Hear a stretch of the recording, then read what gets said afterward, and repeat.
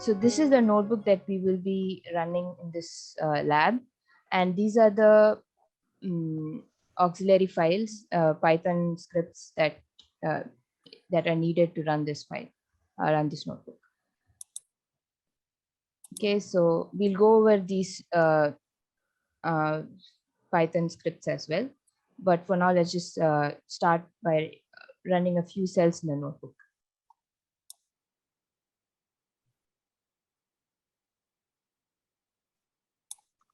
Okay, so if you see, we are importing as usual, whatever we import matplotlib because we are going to plot a few um,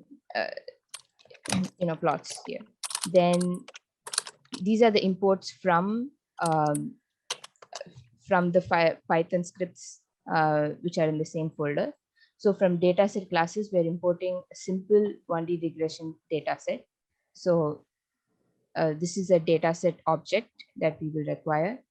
And these are the training loops. So there are 3 different training loops that we're using in this notebook. Okay, one is a simple, it's a simple one. The next one, a train basic network. It trains the network, it trains the model as well as tests the model at the same time. So for each epoch, it will train and test. And train network with scheduler, it again trains the model and tests the model for every epoch. Plus, we can specify a scheduler here. We can provide a learning rate schedule in the third in this third training loop. So also, one more thing we would want to do in this notebook is we want to measure how good our model is. So usually we measure with loss, right? So to improve our model, we minimize the loss. So that's how we improve the model. But in reality, to check how good our predictions are, we generally use metrics. And for regression problems, we use regression metrics, which are mean squared error and R2 score, if you remember from ML-100, right? So we use these, and for classification, we use different types of metrics. If you remember, accuracy, prediction, precision, and all of that.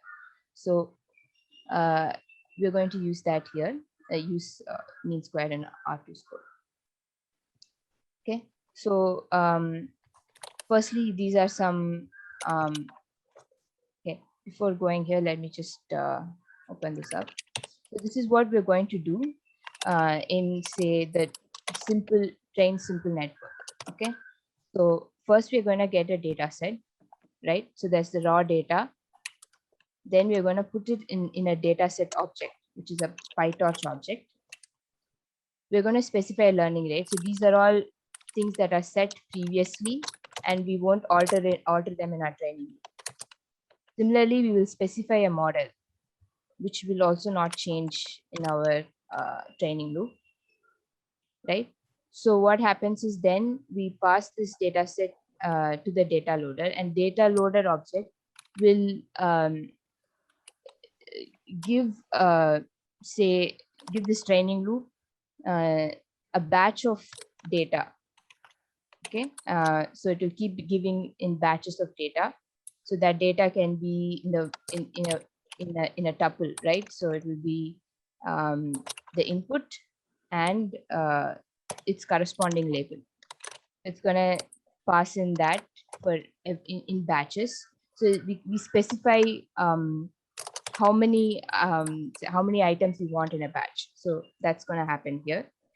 And then we're also gonna specify an optimizer, right? If you remember from lab 2 or lab 1, we specify an optimizer which will keep updating our parameters.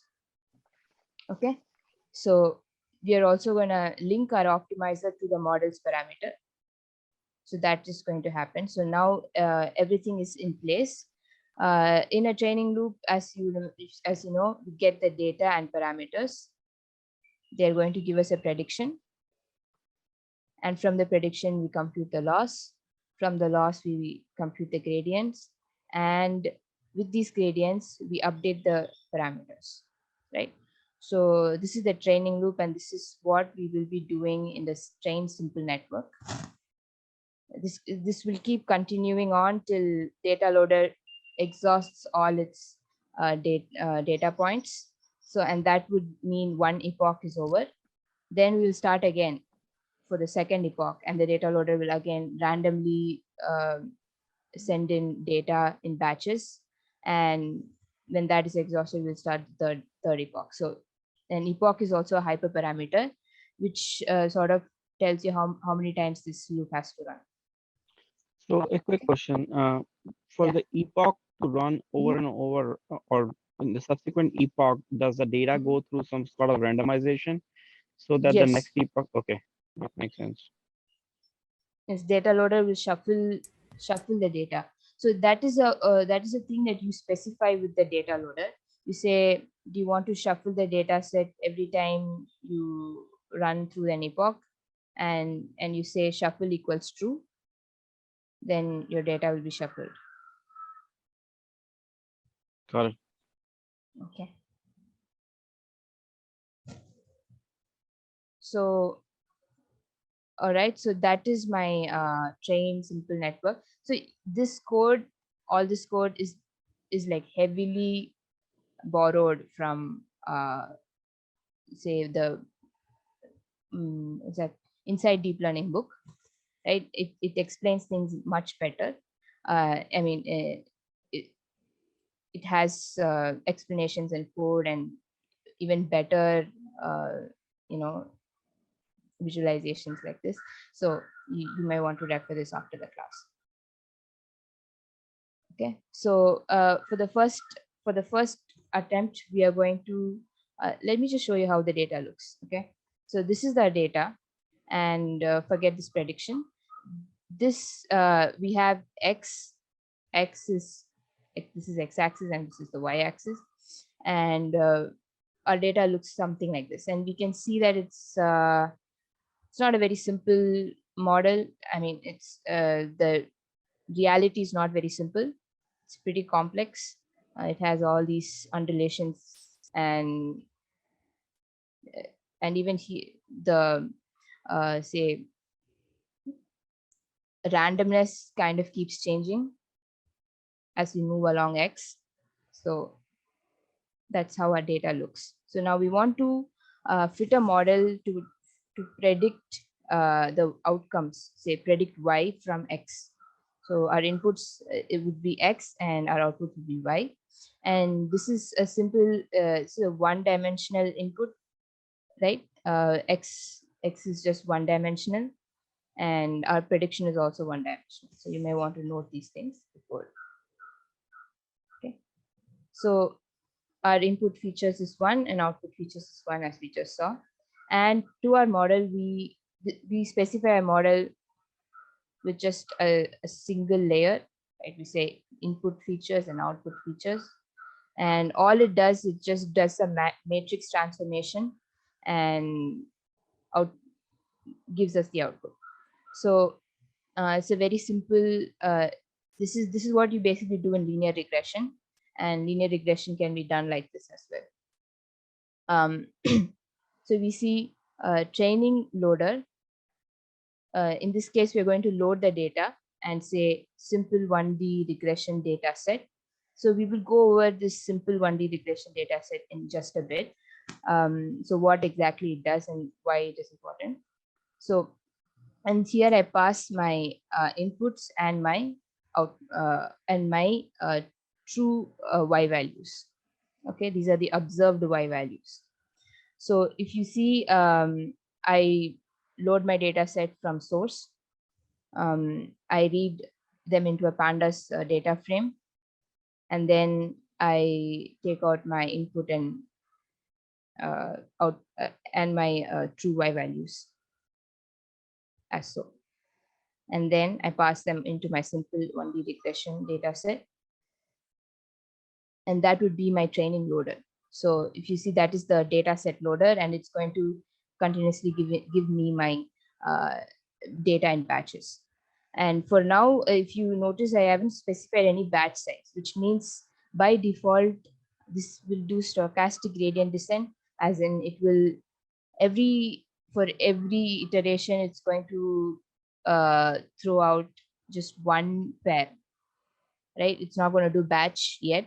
It's going to only give me one, uh, say one tuple with input and y values. So Kyle, I think I might have asked this question before. X is capital and Y is lowercase. That's just the convention. Okay. If you see in many books and notebook, even I think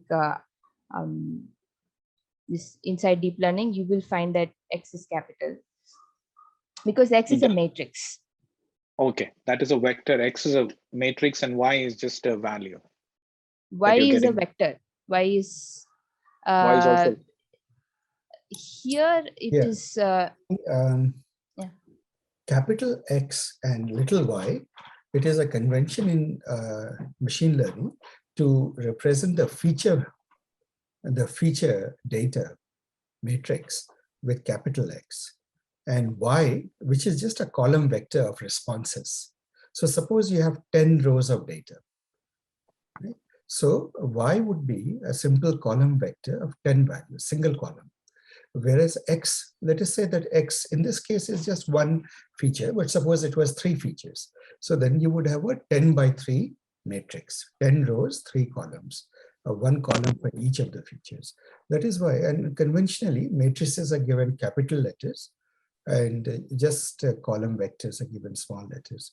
Capital X and little y are pretty much established convention for feature vector and responses. Thank you, Asif. Okay.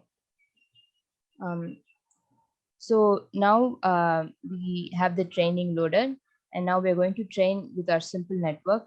So it takes in a model, it takes in a loss function, it takes in the training loader and a device. We'll see what you might know this from previous labs, and why we use the device and we set it to GPU.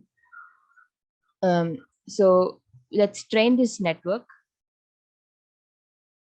So if you see here, I'm outputting, say, what is actually happening in the model. So these are the batches, right? So there are 1,000 data points, and our training is happening for all those data points. And I've set my epoch as 20 by default. So I haven't specified it here, but by default it is 20. So it's running for 20, and this is the loss, and it's okay. So with a very simple network as this, we will get a simple say an output.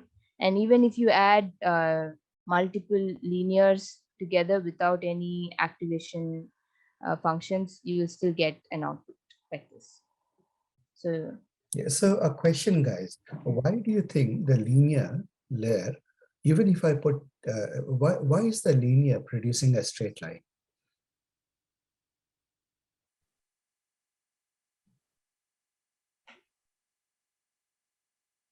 See, linear is just w dot x plus b, isn't it?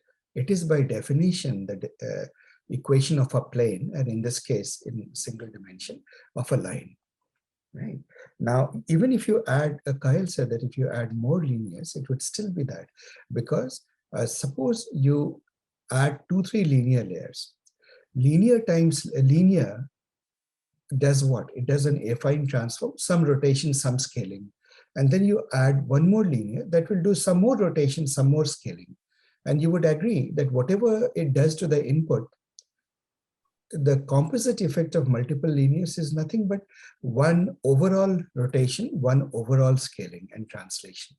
You know, the bias term will translate it. So which is why people say that linears, you can't build a neural network of only linear layers, because it will always produce straight lines. For you to get anything meaningful, you need to bring in activation function. If you just, like for example, in this case, Kyle has put just 2 linear layers together. It seems as though we should get some result, isn't it? There's a hidden layer with 10 neurons, right? And you will see that when you run this, what happens? It will go down.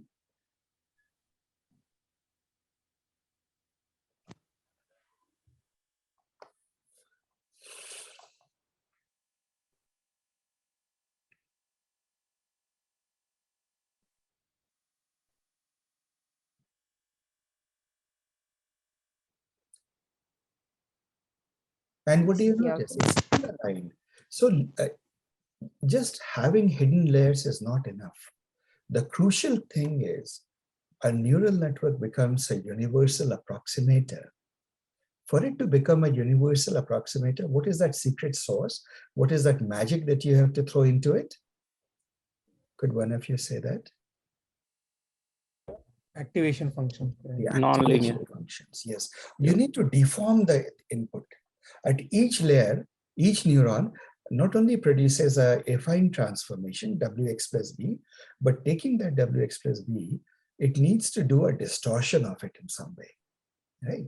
And it has to learn the distortion, the right distortion, through back propagation, which is why. So Asif, when you said distortion, it's all about that last class you explained. It is momentum plus gradient descent, both. No, that is completely different. That is about how to converge in a non-convex loss, loss surface. Okay. Don't mix that with that. You think very simply, why is this line coming out? Why is the prediction not shaping itself to the data? Because there is nothing that is bending it. If you look at this, there is nothing in your network that is bending this line, isn't it? Yeah, makes sense. Yeah. So you need a bending element. And that bending element, the deformation element, is the activation function. Right? Remember, we did this whole paper, this collab, this network topology. And do you remember this reading, Sunday paper reading that we did? This was the main message. If you haven't seen this, I would strongly suggest you watch the video, course video, go back and see. It just shows why you need a distortion function in your networks, why you need activation functions. Without activation functions, neural networks are no better than just a simple linear equation. Right? Yeah, this was one of the most useful paper, or one of the most beneficial of all the things, how it explains like how it distorts everything, then only you're able to kind of separate or make a decision with respect to the different planes. So yeah. Yes, certainly. All right, Kyle. So let's move and add a few distortions, activations. So here I'm using tanh to activation functions. So we see that we have an input, we have one hidden layer, and then we have the output, right? So let's run this.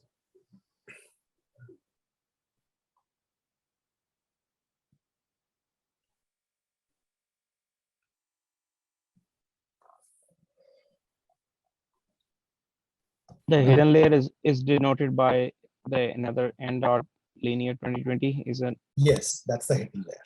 Okay. And do you notice that the first hidden layer input goes, it becomes to 20. There is a activation of that input, right? And then there is one more hidden layer which also gets activated. So you have a net total of 2 hidden layers. Wait, is there any way to run the code if we don't have CUDA, like a GPU? Oh yes, at this moment it will run just fine. The way to do that is actually devised a torch that there is one line code. It says make it either CPU or GPU based on what your thing is. But if you comment out this line, it will automatically run on CPU. Yes. Okay, so I'm talking about the simple regression model. That one doesn't have this line. and it's giving me an assertion error saying torch not compiled with CUDA enabled. So should I just put CPU? Yeah, torch to device Yes. CPU. Add So that torch line. device CPU, that's all. Okay. Instead of CUDA, change Thank it you. to CPU and you'll be fine. Okay. Actually, for simple problems like this, GPU doesn't, CUDA doesn't give you too much. It runs just fine on the CPU. So here we go. Now, do you notice, guys, that if we go down, what do you see? What did the distortion functions do? It aligned with the Exactly. true value, Yes, true value of the. yeah. So your job is, guys, today, play around with the, and obviously Kyle is going to take you through the exercise. She'll try out some linear of this sort of learning rate scheduler. But as she does that, it will work partly. Your homework is to find the best hyperparameters to make it work. For each of these 3 learning rate schedules, exponential, step drop, and cosine, your job is to find the best combination as a group and post your hyperparameters to the Slack later. Now there are many. Yeah. And obviously don't cheat. Like if you know about automated hyperparameter tuning, don't use that. The point is to, by trial and error, figure it out and think why it worked and what did you learn from it. Yeah, please continue. Okay. So the next type of network we are going to look into is a training loop is with testing as well included in it. So for this case, what we're going to do is we are going to train, say if the model is in training mode, or we're going to test if it is in the evaluation mode. So there's a bit of code behind it. Should we go over it, Asif, before moving on? No, just take them through examples and then Okay. deep dive into the code. Okay. So you just know that the next training loop is going to train and test as well. Okay. So for that case, I'm going to split my data set into 2. Say I'm going to train with 500 samples and test with 500 samples. Okay. So I have total of 1000. I'm equally splitting it, but generally training would be more. Make it 0.7. Okay. So we have 700 for training and 300 for testing. So you can play around with this as well. Right. So that's that. Now I'm going to create 2 data loaders, one data loader for my training and one data loader for my testing. Okay. For training, I'm going to set the shuffle to true because it makes sense. For testing, I don't really need to, right? And training, I'm going to use a batch size of 64. Okay. And this is also a hyperparameter. You can change your batch size or remove it and just use stochastic gradient descent. We'll see how that works. So this is the next loop. And for this loop, I am going to pass in, so this is my train basic network, and I'm passing in my model loss function, a train loader, a test loader, and number of epochs. So this is score function. So let's just go back. Where have I talked about score functions here? Yes, it's here. So these are my metrics. I want my model to evaluate the predictions, and compute the predictions, and as well as just see how good it is, right? So these are the 2 metrics I'm using. One is mean squared error and R2 score, as we talked in the beginning of the class.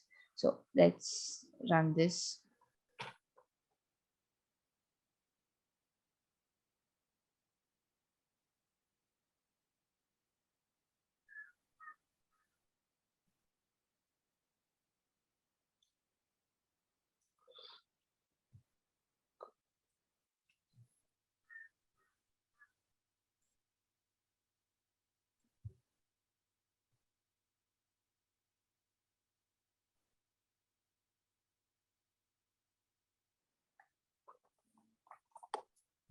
Oh, sorry.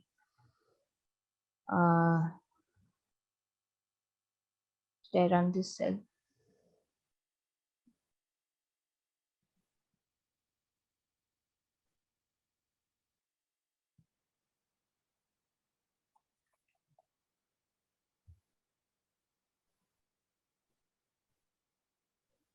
Okay. Well, it's not exactly good. So this train basic network, it outputs a pandas data frame, right? So what it does, it gives me the epochs Yeah, one and second. See, guys, you know that your model is terrible. If your R2 values, R squared values, remember the coefficient of determination. If it is negative, means you have lost it completely. Right?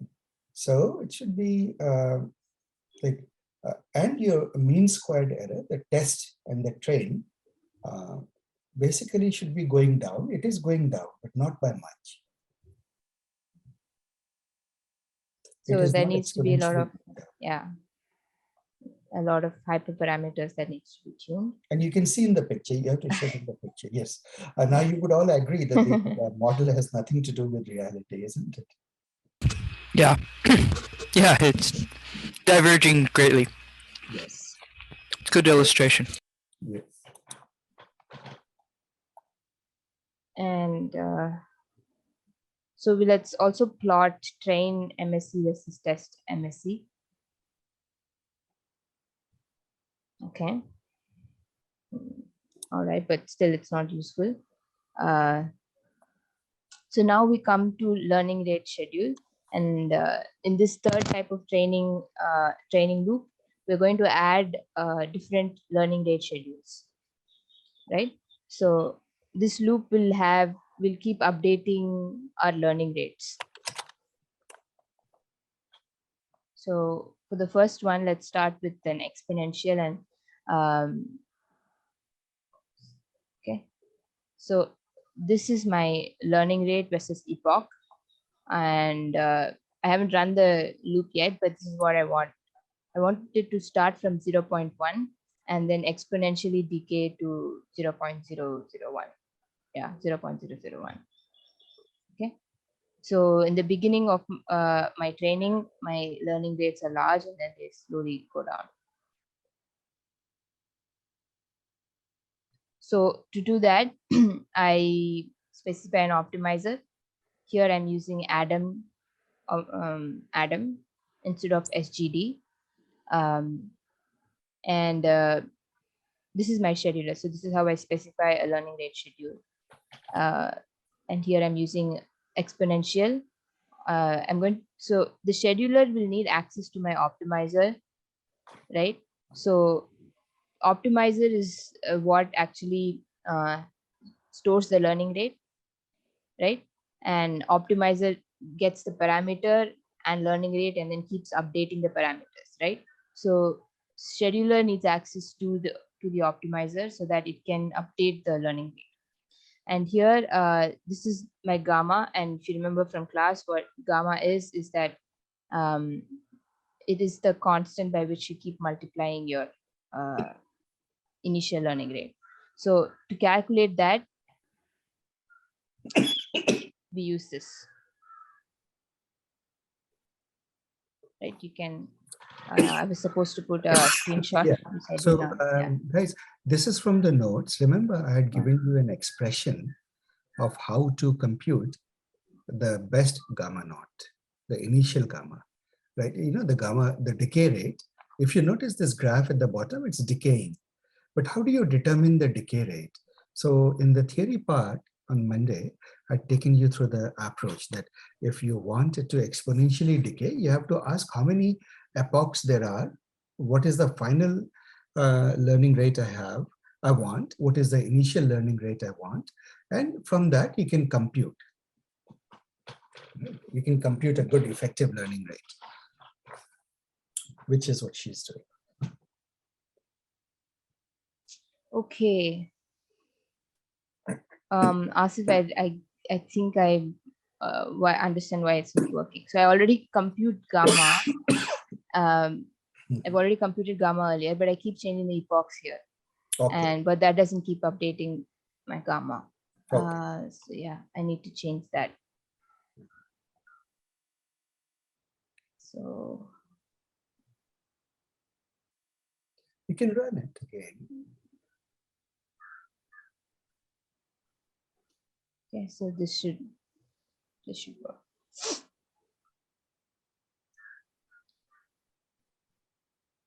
So I'm running it for 50 epochs now. And if you notice, I'm also adding batch normalization to it. So after, so each layer, we add a batch normalization layer sort of in between here.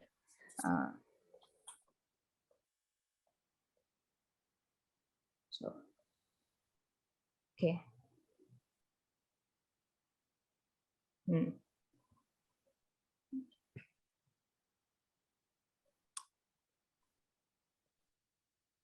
Okay, not much improvement.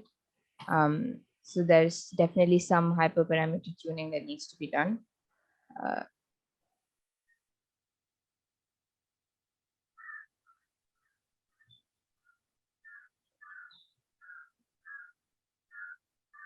Okay. So if you see, this is step drop scheduler. So this is similar to exponential, except that you don't take constantly modify your learning rate, but you modify it once in every, say, a certain step. A total 3 So, steps. No? You did epoch.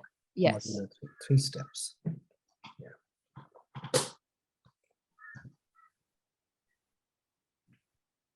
So guys, this is an excellent opportunity to take this notebook and try it out right now. Oh, I think you have been making too many changes, Some experiments. nan infinity. Okay. Yeah. All right, why don't you show the results? Don't show it. This one. Yeah, sure. From the previous runs, you have the results. Yes. But the data frame got lost, but you can see. Yeah. So you can see that it is a reasonable approximation to the actual data, but it misses out all the undulations. It misses out all the ups and downs. So therefore, you need to experiment and see. And this also speaks to a fact. See, in neural networks, soon you realize that there are many, many hyperparameters. Which learning rate scheduler to use, what their value should be, how should the neural network look, and so on and so forth. So one of the topics we'll cover in this course is how not to have to do so many experiments, how to quickly find the best neural network architecture. That is called neural architecture search, NAS. It's a very interesting topic. And then how to have the best hyperparameters for your model. And when you use that, you don't get your answer in one run, but you get your answer in the minimum number of runs. And that process is Bayesian inference, Bayesian optimization. Continue, please. So at this moment, we'll show the results of the runs, and then all of you, as an exercise today, play around with it. And let's all do it in the class after you have walked into the code. Yes. So this is for cosine annealing. See, it captures more undulations. And this is the training versus test error. So this is the end of that. The R-squareds are pretty good. If you finally look at the bottom, they all achieve near perfection. Do you see that? The R-square, the coefficient of determination, the higher the better, and they're in the high 90s. Given the fact that the data has noise, of course, it will never achieve 1, but it seems to have done a pretty good job, isn't it? The cosine annealing. And for around 10 to 20 epochs, it has already reached it without many epochs. Yes. But play around. Try to make each of the learning rate schedules perform just as good by playing around a lot with the hyperparameters in the neural architecture. That's the main homework today. Or lab work, try to do it in class itself. Did we do the homeworks first? sometimes it's a little hazardous running notebooks if they require a lot of CPU or GPU because it can conflict with having your Zoom meeting Oh, not freeze up. Sometimes that's an issue. okay. Right. So move to is a function which helps you move tensors into CUDA. Now, if your tensor is, say, if it's wrapped inside a tuple, then how do you move it to CUDA? So you do it recursively. So you can move tensors in a list, tuple, set, dictionary, you move them to CUDA. So that's what this code does. Now let's look at simple 1D regression data set. So remember that for each data set, you will want to create a separate class. Okay. In this case, so what does this depend on? It depends on what my data, raw data, what's the format in which it is, right? Mine was a pandas data frame, if you remember, and then I converted it back to, say, NumPy.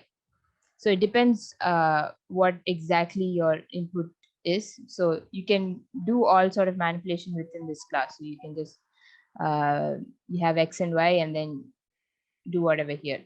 So in my case, I want my X to be it should be should have one column, okay, but it can have any number of rows.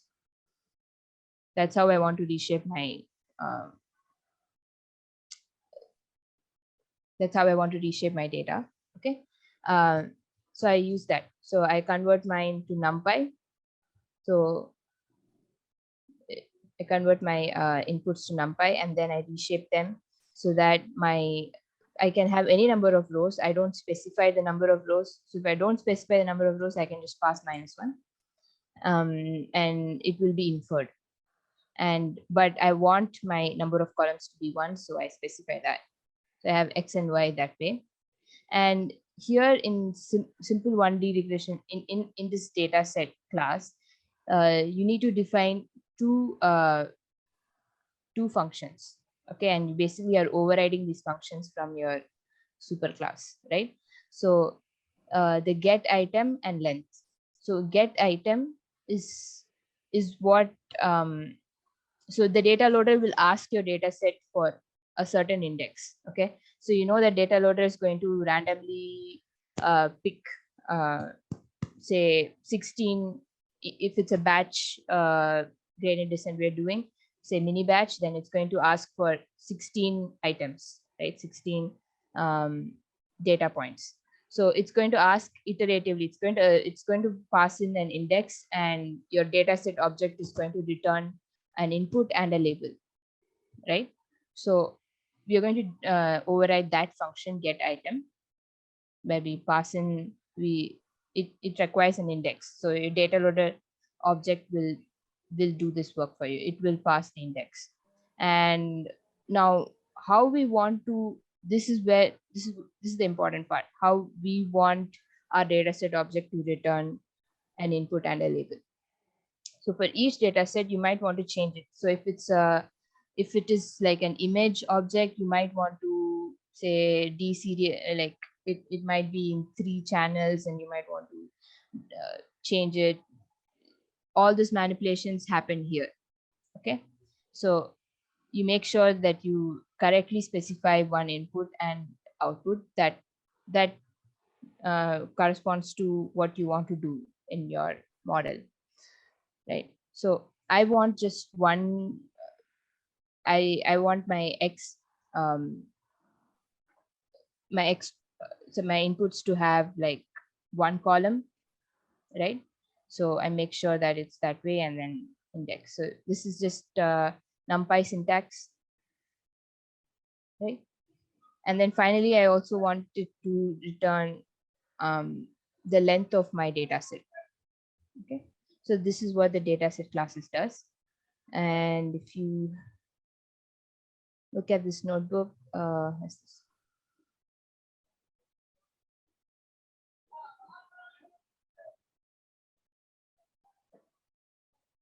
Okay, you see, I say length of trained data set, it will return the length of my data set. Okay, that's where that's that length function, and the get function is used by the data loader. Okay, is that clear? Shall I move on?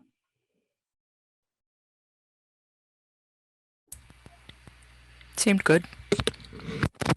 Okay, cool. So the next part is the training loop. So I have 3 different training loops here.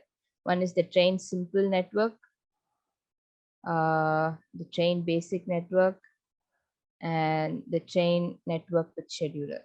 Okay, so I'll just I'll go over this one. So it takes in a model, it takes in a loss function, it takes in the training loader, epochs, device. Okay, so by default it is CPU. I think Amrit or Prashant, I don't know, did this work, or did you just have to say CPU? Yeah, no, I just changed like how you had it before. Okay, Yeah, like this, it worked for me. okay, good. Right, so in this network I do not specify an optimizer outside this particular function. It's automatically set for you. So this is what it does. It uses stochastic gradient descent, right? Torch, optim, SGD. And if so, right, the optimizer needs access to the parameters. So it's going to take in the parameters and the learning rate. So if you remember, we need to pass the optimizer to the scheduler so that it can constantly alter this learning rate for you. But in this case, it's just going to be a constant learning rate. We're not changing anything. And here I'm going to move my model to device. Okay. So neural network models can also be moved to the device, and that's taken care of by PyTorch. So that's that. Now we go to our loop as usual. So we say for epoch, and then I'm going to set my model in a training mode. So this is just a flag. It doesn't actually do anything specific. It's just so that you can always test if your model is in training or if it's in the evaluation mode, right? So it's just a flag. Then I'm going to set my running losses to 0. I'm going to compute my running losses for each epoch, right? So at the beginning of the epoch, I'm going to set it to 0, and then finally I'm going to print out the loss. Okay, and just make a space here because I remember when it was printing out, there wasn't a space, so you can add a space here. Right, so then for input and labels so this TQDM is just the progress bar in the notebook, if you remember, right? So in the notebook, you saw those progress bars. Just to show those progress bars and using DM, you can remove them and your code will still work fine. And if you want to run this Python file, you'll want to remove this notebook. Okay, only then you'll be able to see those.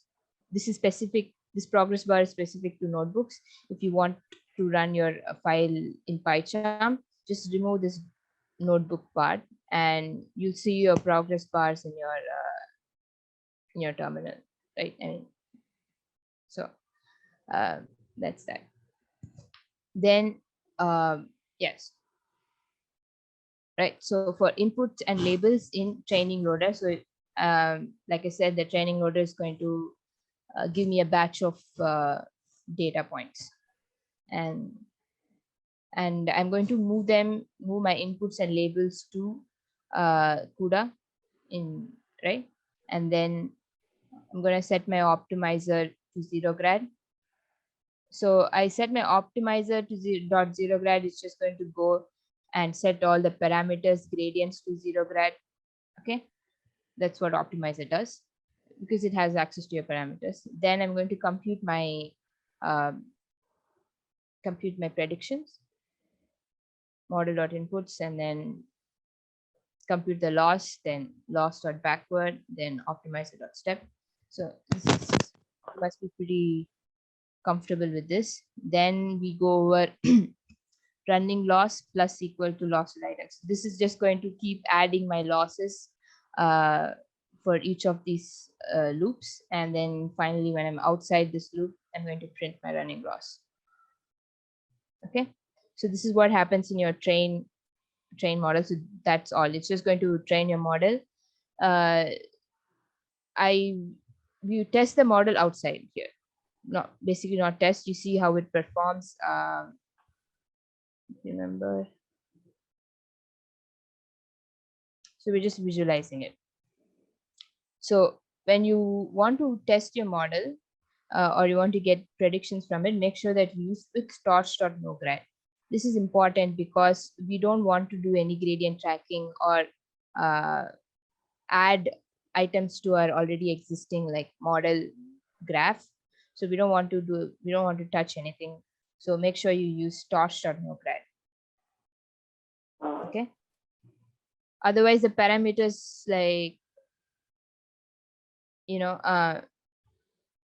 might be adding, say, more items to the graph. So you don't want that. So then you say y.pred, and then how do you evaluate your model? You just say model, and then you pass in your tensors, your inputs. It's going to give you the prediction. And if you want to plot it out, this is how you do it. If you remember, this will be it will be in your GPU if you're using GPU. So then you say .cpu .numpy to convert it back to a numpy array in your CPU, and then you plot them out. Okay. So here I'm plotting X versus Y, and then I'm also plotting X versus Y pred as a line. So this is what I get. Okay, is it clear so far?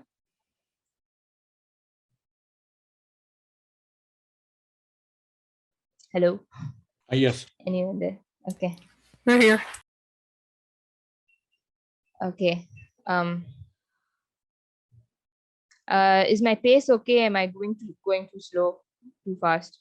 Any suggestions? I think the pace is good. Other students?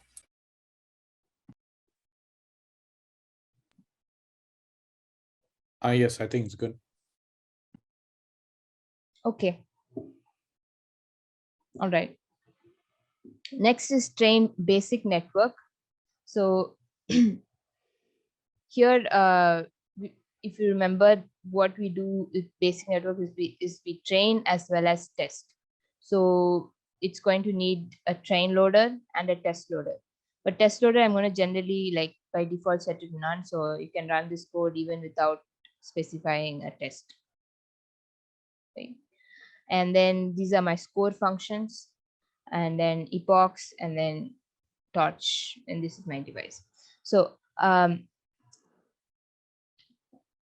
right, again, in this network, so in this training loop, I'm not making any change to my optimizer, so I'm using default stochastic gradient descent. But you may want to change it. You can alter this code to specify your own optimizer, which could add that's the only other thing I know as well, but yeah, you can change that to that. So here in the end, I wanted to, if you remember from the notebook, the output was a pandas data frame. So I'm collecting all the information I want in the data frame in a dictionary called results. Okay, so there's one column for epoch, one column for train time, train loss, test loss. Okay, and then I'm going to add more columns depending on my score functions, right? Actually, I should specify one more line here. If you don't specify score functions, it might not work.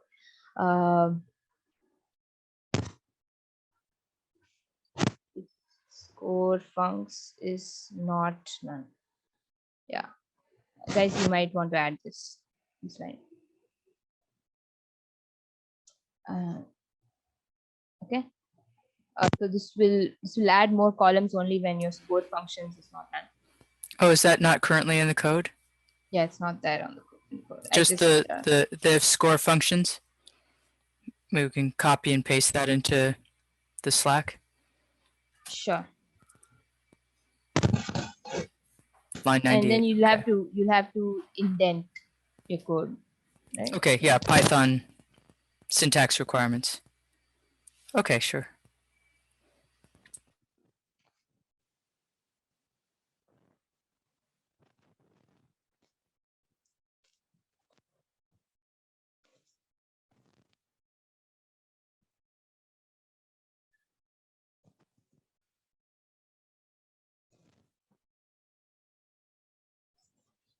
Okay. So this is just to create those columns in my data frame. And that's line 98 in learningloops.py. I'll mention that. Yeah, training loops. Yeah. Trainingloops.py.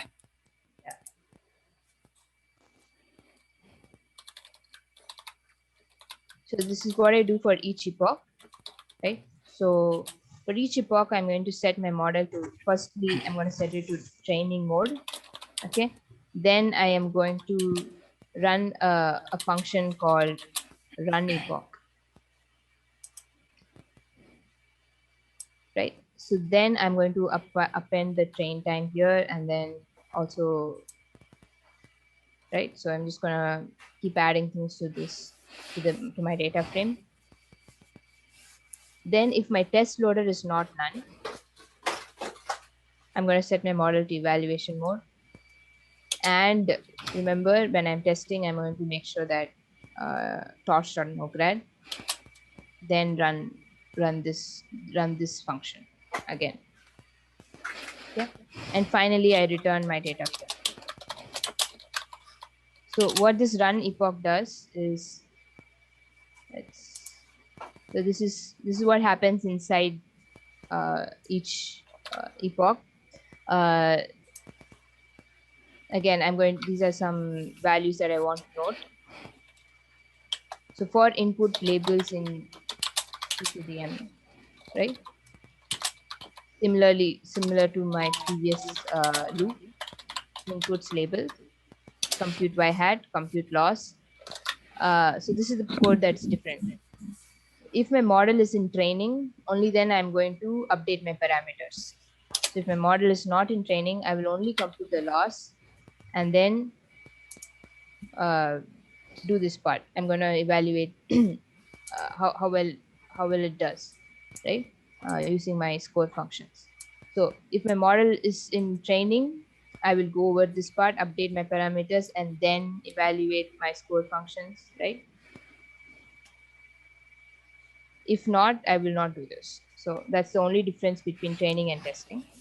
So why we set to model or training is when we set model equals model or training is set to true. Okay, when model equals model or eval, model or training is false. Okay, so this helps us distinguish between training and testing. So once that's done, here I'm just like working out my score functions. So you can read this code, you'll understand it. And then finally, oh yes, I'm also calculating how much time it takes for each epoch. Okay, and in the end, I'm going to say end minus start. That's going to give me the time.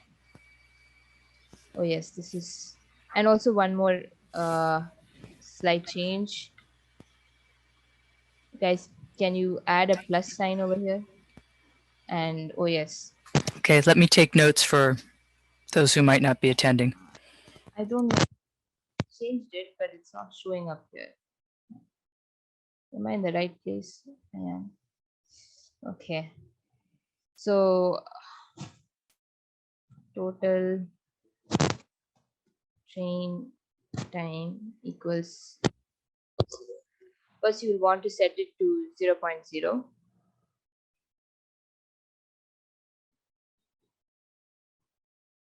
And then update it, add a plus here. Scale, just yeah, you can make note of this.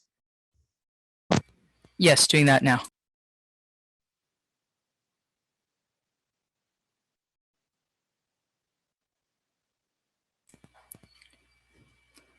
You mean change it from total train time equals 0 to total train time plus or minus?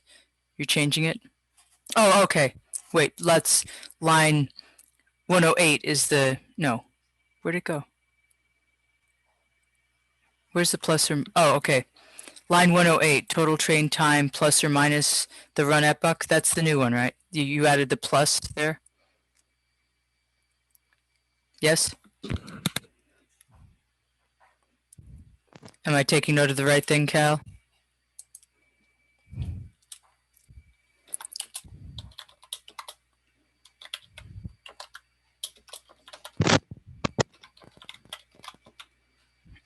Hello? We cannot hear you. Can you hear me? Yeah, I can hear you, Kate, but we can't hear Kyle. Oh,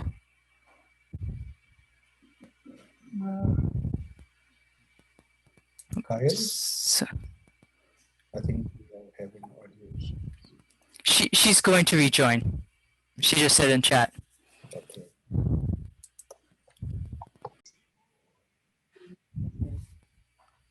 Okay.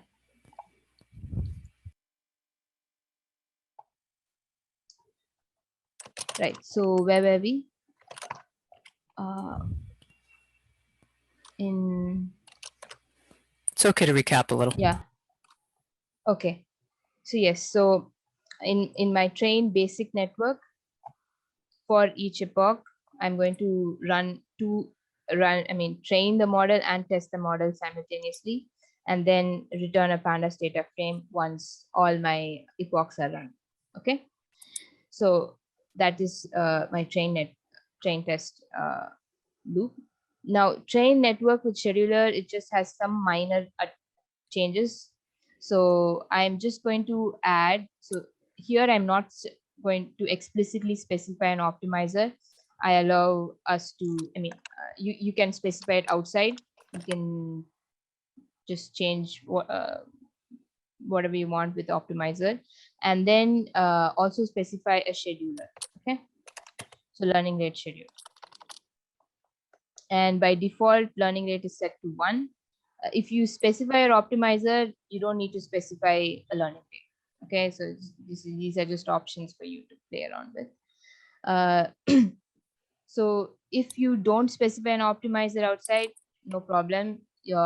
This function will specify it for you. You just need to specify learning rate. Even if you don't specify learning rate, even that works. Now we go over the same thing. There are not many changes. The only change that we do here is that you specified your scheduler already outside this function. Now the only one change that I am going to do is, where is that change? Yes, here it is. So after I train my I first train and then test, right? So after I train, I'm going to update my learning rate after every training. Okay, so it will depend. So this LR or schedule, it knows when to exactly change. So if it's exponential, it's going to change it after every epoch. If it is step drop, then it will change once in the number of steps you specify. Okay, so it will take care of that for you. So it's not a problem. So the only code that I'm adding here is, if learning schedule is not none, take a step. Otherwise, don't. So I take a step in my my optimizer takes a step after every iteration, and my learning rate schedule takes a step after every epoch. Okay, so I don't keep changing my learning rate for every iteration. I only change it for every epoch. So that's actually an important thing to note. Yeah, so otherwise the code remains the same. So that's all for the code walkthrough. Is there any questions?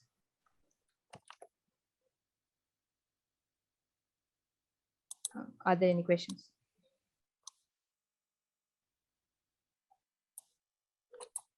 Anyone there? I'm here, rooting you on. We are all good. Thank you.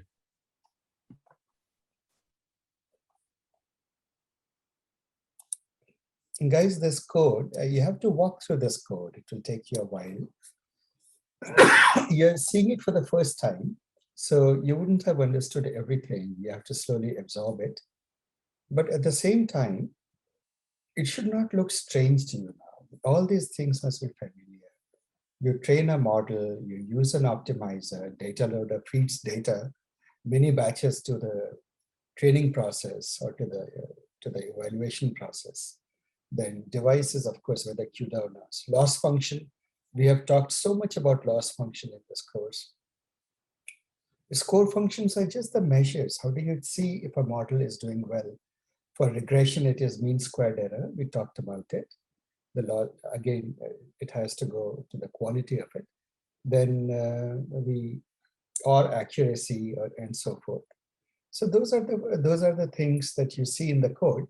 Once you know the concept, these things should feel familiar piece. Now the only thing new is PyTorch itself, right? These are all very PyTorch syntax. And as I mentioned, PyTorch syntax is, unfortunately this course, we won't have time to go over the PyTorch itself. To a large extent, we are counting on you to spend time practicing PyTorch and writing code, playing with it, taking the tutorials. We can give you some help, take our help. Right? Like if you the get first stuck, notebook or the AutoGrad notebook, it actually helps you walk through PyTorch a bit. So kind of makes you understand PyTorch and like you get a little bit of practice with that notebook. that's right. So guys, it's very important that you practice the PyTorch. It is the one thing that will block you from making progress. But if you understand the PyTorch syntax, then what this code is doing is very straightforward and repetitive. You must be seeing that the training loop is more or less the same. What does it for many epochs now? Within each epoch, for many steps, you do the forward step, you compute the loss, you do the back propagation. I mean, you compute the gradients, and fourth step, you do back propagation. Just 4 steps to learning that you see everywhere. Now, the only difference is that when you do the step used to be gradient descent, pure simple gradient descent. In the last 2 weeks, what we learned is that gradient descent itself can be more complicated. You can make it more powerful. First, by playing around with the learning rate, and secondly, by playing around with the gradient itself, adding a momentum term of some sorts to the gradient. So that is all that has changed. But other than that, it is all exactly the same. So please play with that PyTorch and all of these things, especially because next week we'll get into new territory. We'll get into autoencoders. Very interesting space. A tremendous way for doing dimensionality reduction, data compression, and so on and so forth. So, and it will be a first introduction to generative models. How do you, looking at the data, how does the machine figure it out and say, I can create more data like this? And that sort of question will be answered as we move forward with this. So, and that is that. Play with this, guys. Take this seriously. Play with the notebooks. Make it run as you understand the code. Figure out which are the best hyperparameters of the model. Post it. Compare with each other on Slack. See which of you can find the best hyperparameters. At this moment, engagement is low, guys. You know, pandemic has a way of muting the engagement level. But please do get engaged. Otherwise, it will become a lot of theory that you'll listen to. But you won't get fluency. Fluency comes by doing. So please do things. take the quizzes. Quiz attendance is low at this moment, and do the labs. Right. And today, now, Kyle will, after some time, will now start walking you through the solutions to the homework. Right. You can take this time to try out the homework notebooks. If you have any questions, you can ask us. We can help you. So what, in like 25 minutes or? Yeah, let's give at least a half an hour Okay. to 40 minutes. Guys, Mhm. please do the homework in the lab right now itself. See how far you make progress, and then we'll review it. Right. If or ask if we could review the notebooks on Saturday if they want. Like they can spend this time just to work out, work on the. Well, let them get started, Yes. Yeah. get into it, and then go. Then another help session. It's always good to get a little initiative rolling. Okay. So yeah, let's do both, guys. Play with the schedulers today and also get started with the homework, because we need to do the doing part is a bit lacking. Let's do now.